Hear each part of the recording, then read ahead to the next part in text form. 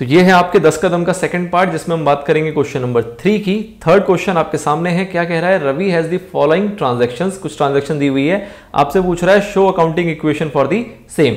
इन transactions की 5 transaction है, इन 5 transaction की आपको अकाउंटिंग ट्रीटमेंट बनानी है।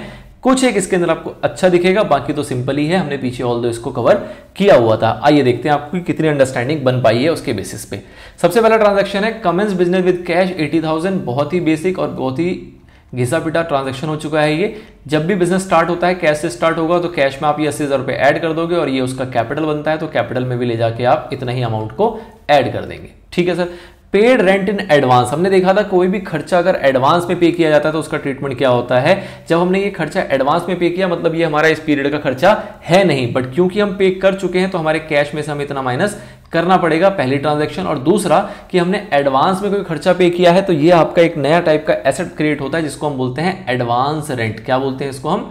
Advance rent. एडवांस रेंट हो सकता है, एडवांस सैलरी हो सकता है, कुछ भी हो सकता है। यहां पे जाके ये ऐड हो जाएगा। ये आपका एक राइट है कि फ्यूचर में आप इस प्रीमाइसेस को, जिसका ये रेंट है, उसको यूज कर सकते हो और आपको रेंट देने की कोई आवश्यकता नहीं है। क्यों? क्योंकि आपने एडवांस में ही पीछे दे दिया है। तो ये आपका एक राइट है, इसलिए एसेट क्रिएट होता है। दोनों के दोनों आपके एसेट के अंदर आएगा। एक एसेट है जो कि आपका कैश के रूप में माइनस हो जाएगा और दूसरा एसेट आपका एडवांस रेंट के रूप में वहीं पे ऐड हो जाएगा। इंपैक्ट आपका जीरो क्रिएट हो जाएगा। ठीक है। तो एडवांस रेंट की ट्रीटमेंट ये होती है। एक्सपेंस नहीं है इसलिए कैपिटल में जाके माइनस नहीं होता है। एक्सपेंसिव बनेगा भविष्य में, जब भविष्य में बनेगा तब उसको कैपिटल में से माइनस कर दिया जाएगा।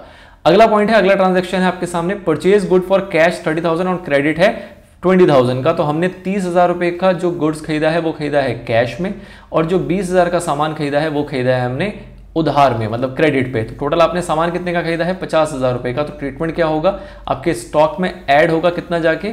50,000 रुपए। कैश में से माइनस कितना होगा? 30,000 रुपए। और आपका क्रेडिटर में जाके प्लस कितना हो जाएगा? 20,000 रुपए। क्रेडिटर आप कहां लिखोगे? क्रेडिटर लिखोगे आप लाइबिलिटी के अंदर। कैश आपका एसेट में आता है, स्टॉक आपका एसेट में आता है। तो इस तरीके से इसकी ट्रीटमेंट हो जाएगी। अगला पॉइंट है आपके पास, sold goods costing 20,000 for rupees 30,000। 20,000 रुपए का सामान था, आपने उसको बेच दिया कितने में? 30,000 रुपए में। तो इस केस में आपके पास से जो स्टॉक जा रहा है वो कितने का जा रहा है? जो स्टॉक आपके पास से जा रहा है वो जा रहा है 20,000 रुपए का, पर जो आपके पास पैसे आएंगे वो कितने आएंगे? यहाँ पे 30,000 रुपए। कुछ लिखा नहीं है तो हम मान के चलेंगे कैश में सेल हुआ है, क्योंकि यहाँ पे पार्टी हमें नहीं पता, क्रेडिट में सेल हुआ है ये भी नहीं पता है। तो इस सिचुएशन में हम इसको एज्यूम करते हैं कि ये कैसे सेल हुआ होगा? कैश में। तो कैश आपका ऐड हो जाएगा 30,000 रुपए। अब बीच में आपने कुछ मुनाफा कमाया, कितना मुनाफा है यहाँ पे? 10,000 रुपए का आपका प्रॉफिट है। 10,000 का प्रॉफिट कहां पे एडजस्ट होगा? आपके कैपिटल में जाके। तो ये 10,000 रुपए आप ले जाके ऐड कर दोगे कैपिटल में।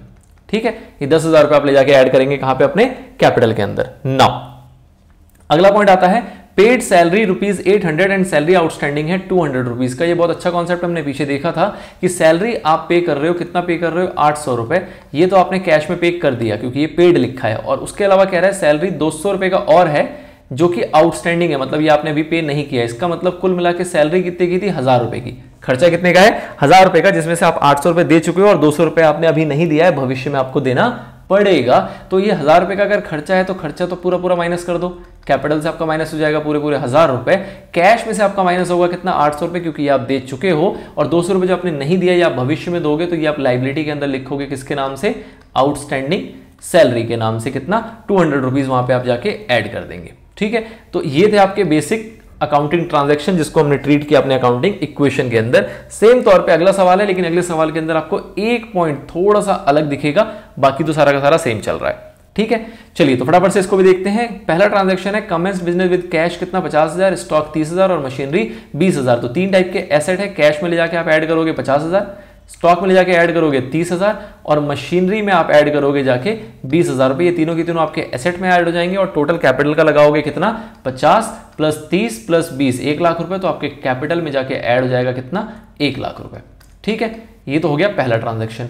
दूसरा क्या है? गुड्स परचेज ऑन क्रेडिट 10,000 रुपए। 10,000 रुपए का आपने गुड्स खरीदा है, लेकिन क्रेडिट में खरीदा है। तो पहले तो अगर आपने गुड्स परचेज किया तो आपके स्टॉक में तो ऐड होगा ही होगा, उसमें तो कोई दिक्कत वाली बात ही नहीं है। साथ ही में आपको देखना है कि आपने उधार में खरीदा है, तो मतलब आपकी लाइबिलिटी क्रिएट हुई है। लाइबिलिटी के अंदर आप लिखोगे क्या?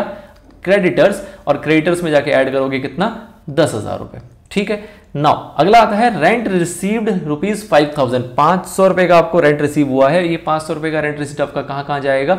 तो कोई भी इनकम होती है, चाहे रेंट रिसीव्ड हो, चाहे आपको इंटरेस्ट रिसीव हो, चाहे आपको डिविडेंड रिसीव हो, ट्रांजैक्शन का इंपैक्ट सेम क्रिएट होता है कि आपको रिसीव हुआ एक इनकम तो आपका कैश बढ़ गया, और दूसरा ये आपका इनकम है तो इसका दूसरा इंपैक्ट पड़ेगा आपके कैपिटल के ऊपर, कैपिटल उतने से इंक्रीज हो जाएगा। और लास्ट ट्रांजैक्शन है आपके पास, सोल्ड गुड्स कॉस्टिंग थी 9000 रुपीज, कैश में हमने बेचा कितने का 12000 रुपए का, तो 9000 रुपए का आपका सामान था, आपने इसको बेचा है कितने में 12000 रुपए में, मतलब जो आपका स्टॉक गया वो कितने का गया, स्टॉक आप माइनस करोगे कितने का 9000 रुपए का, लेकिन आपके पास जो कैश आ रहा है वो कितना आ रहा है यहाँ पे 12000 रुपए, क्योंकि आपने कैश में सेल किया है। और बीच का जो डिफरेंस है वो कितना है 3000 रुपए का, ये 3000 रुपए का हमारा प्रॉफिट होता है, तो इसको आप ऐड करोगे कहाँ पे अपने कैपिटल में, कैपिटल में ले जाके हम 3000 रुपए ऐड कर देंगे। तो ये बेसिक ट्रांजेक्शन्स थे जिसको हमने फटाफट से इसके अंदर कवर अप कर लिया है।